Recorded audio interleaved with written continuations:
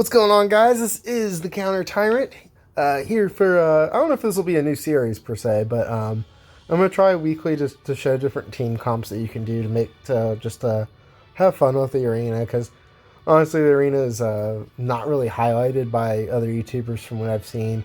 Honestly, because it's like, most people don't make fun of it, like, not like make fun of it, but like, they don't make the best of it, if you will.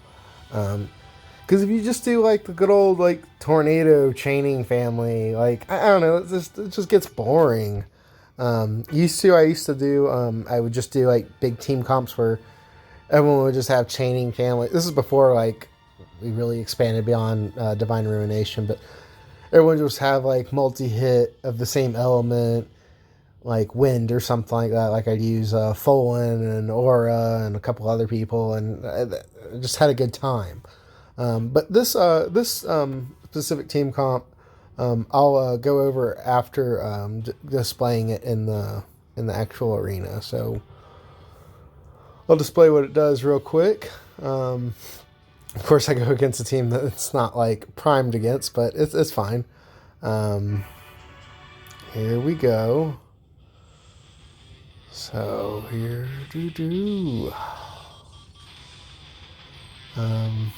Okay, so you can see that it's an Elfreeda based team. You got Rivera, you got Emperor, Shao, and Leela. So Elfreeda, she's going to use her Clever Smile ability, which is the provoke move.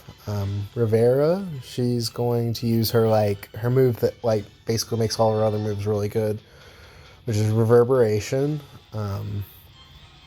And then she's going to use Watchful Ensemble, which is the AoE physical cover move. Going to give that to Elfreeda. And then she's going to use Overture, which if you use Overture after Reverberation, it grants a AoE re-raise on your whole party. So, going to do that. Then we're going to Melancholic Cell. Perfect Balance, and Open Eyes. Going to use Opposing Fists and Calm Mind.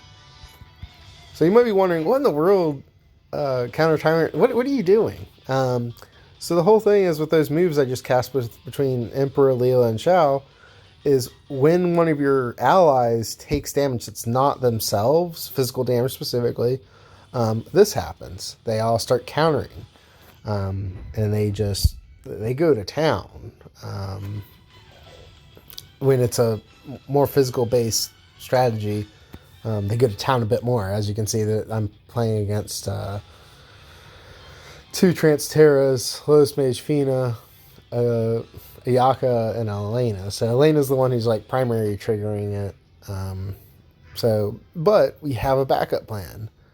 We have Pod 153 on both Shao and Leela, and they both have I'm just doing this just in case because I didn't pay attention. They both have what's it called, Kaiser Fist, Kaiser Knuckles, which is a wind-based fist weapon, and they're both dual wielding, so they strike twice with this move, the Mirage.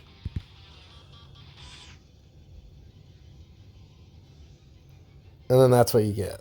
So you have a backup in the case that situation happens where you're like, these guys aren't going to really proc the abilities that I need to proc. Leela and Shao also, I'll go ahead and go into the team comp real quick. They also have their second weapon that's equipped is the Type 3 Fist, which show you real fast. I'm trying to make this a shorter video just because there's not a lot to it. Type 3 Fist, which has a 20% chance of confusing.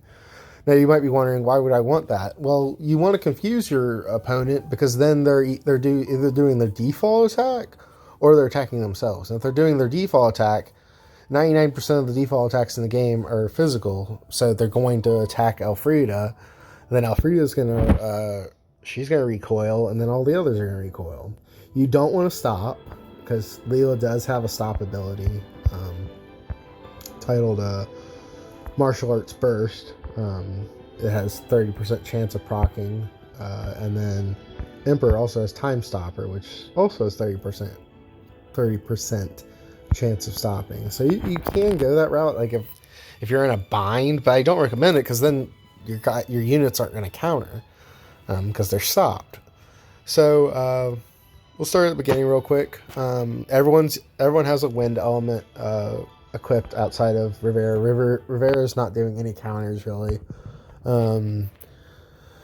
Status ailment protection is extremely important because you run an Noctis and he uses one of his flask move. I think it's Fire Flask. I can't remember if it's Fire or Thunder. He's gonna mess you up pretty bad. Frozen Hurricane's always a pain to deal with because it's the AoE stop. But yeah, so pretty basic as far as what all's set up here. I'd probably change Adamantine to the Chocobo. Where is it? Chocobo Adventure. Just because you get a bit more well-rounded stats. Not as much HP, obviously. You get 20% instead of 50%, but it buffs everything. So you're just getting better defense and spirit. Rivera just has the TMR, the hairpin to give it the status immunity, clothes for some elemental protection, as well as the twin bunny clips for elemental protection there. All in harmony. Everyone was looking at this whenever we had that King Mog event. They're like, what in the world is this going to be used for? And this is 100% made for Rivera because it buffs the MP, which Rivera likes, and then it gives spirit when an instrument's equipped. And everyone's like, there's not really a good unit out right now that utilizes an instrument. Well, now you have Rivera. LFM will eventually be a unit that you probably put that on. Here's Valwater, Chocobo Adventure, Miracle Magic. The reason why you want to buff Rivera's MP as much as possible, because the offensive moves she does have, like after using Reverberation, it's based on how much MP Rivera has left, not the cap. So that's an important distinction to make. Emperor, Gale Rod, it's the wind-based rod. It's Lexa's rod. It's not her TMR, but you got it from the story event that had Lexa in it. I got the Hood of Darkness, the Darkness set, I think is what it's called. Yeah, the Darkness set equipment. Because I kind of want Emperor to have some attack, because when you use Melancholic Cell, it does a physical move. It does the default attack, so it's not based on the magic. And then Discernment for the immunities, and then Corrupt Emperor, which is proccing the Trust ability, Warrior Crystal, because magic, and Magic Charger. So then Chow's a 3-star base unit, I believe 3-star. It's been a while since I've actually pulled for Chow. I think it's a 3-star. So she doesn't have super high stats, which is probably the only issue with the strategy. But that's what Elfreda's here for. She's supposed to be blocking all that stuff. So, I mean, unless magic comes her way, you're kind of in trouble. But that's fine. There's other strategies you can do to get around that. Leela, I really want to pull another Leela. This is one of the reasons why I want to pull Leela, because Leela's one of my favorite fun units for sure. And I want to expose the Heaven Shift, because that's always been a good move. And once I get her 7-star, I'll upgrade Tojin combo, which I think is Octaslash. I can't remember. Or Mirror of Equity. Absolute Mirror of Equity, I think it might be. Pod 153, which Shao also has. They both have Ribbon.